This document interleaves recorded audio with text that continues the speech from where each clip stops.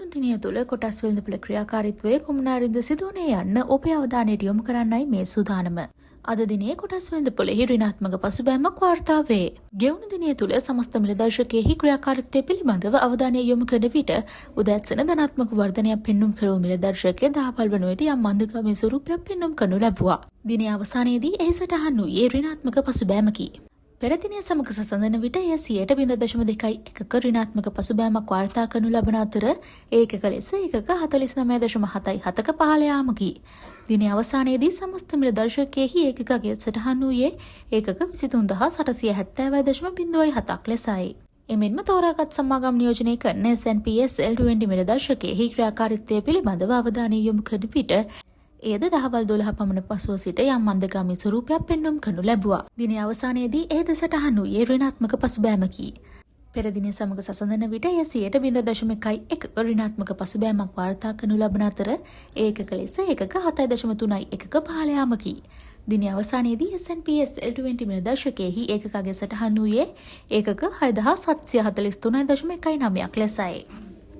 ගෙවුණු දිනය තුළ සමස්ත වෙළඳපොළ පිරිවැටුප රුපියල් බිලියන 4.93ක් ලෙස වාර්තා වන අතර වෙළඳපොළ ප්‍රාග්ධනීකරණය වාර්තා වන්නේ රුපියල් බිලියන 8,450.66ක් ලෙසයි.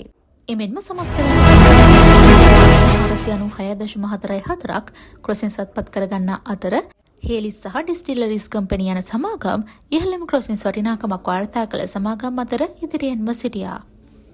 දිනය තුළ සමස්ත වෙළඳපොළ මිලදී ගැනීම දෙස අවධානය යොමු කරන විට දේශීය මිලදී ගැනීම රුපියල් මිලියන 4,279.1ක් ලෙස වාර්තා වන අතර එය සමස්ත වෙළඳපොළ පිරිවැටුපෙන් 87%ක්. එමෙන්ම විදේශීය මිලදී ගැනීම රුපියල් මිලියන 652.07ක් ලෙස වාර්තා වන අතර එය සමස්ත වෙළඳපොළ පිරිවැටුපෙන් 13%ක් ලෙසයි වාර්තා වන්නේ.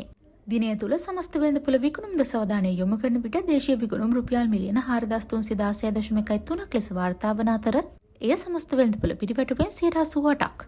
එමෙන්ම විදේශීය විකුණුම් රුපියල් මිලියන 615.07ක් ලෙස වාර්තා වන අතර එය සමස්ත වෙළඳපොළ පිරිවැටුපෙන් 12%ක් ලෙසයි වාර්තා වන්නේ. ගෙවුණු දිනය තුළ ප්‍රතිශතාත්මකව ඉහළ මිල වර්ධනයක් වාර්තා කළ කොටස් පිළිවෙලින් ඉන්ඩස්ට්‍රියල් ඇස්ෆෝල්ට්, කප්රුක holdings, office equipment, Samson international සහ පෑන් නේෂන් පවර් ලෙස වාර්තා වනවා. එමෙන්ම ප්‍රතිශතාත්මකව මිල ගණන් පහළ ගිය කොටස් පිළිවෙලින් kernel house global solutions, Acme printing and packaging, the Nuwara Eliya hotels company, SMB finance සහ පැරගන් සිලෝන් ලෙස වාර්තා වනවා. ගෙවුණු දිනය තුළ සමස්ත මිල දර්ශකයට ඉහළ ධනාත්මක බලපෑමක් ඇති කළ කොටස් පිළිවෙලින් John Keells Holdings, Central Finance Company, Melstacorp, Bukit Darah සහ පෑන් නේෂන් පවර් ලෙස වාර්තා වනවා. එමෙන්ම සමස්ත මිල දර්ශකයට ඉහළ ඍණාත්මක බලපෑමක් ඇති කළ කොටස් පිළිවෙලින් Sampath bank, Colombo dockyard, Dialog Axiata, DFCC bank, commercial bank of Ceylon ලෙස වාර්තා වනවා.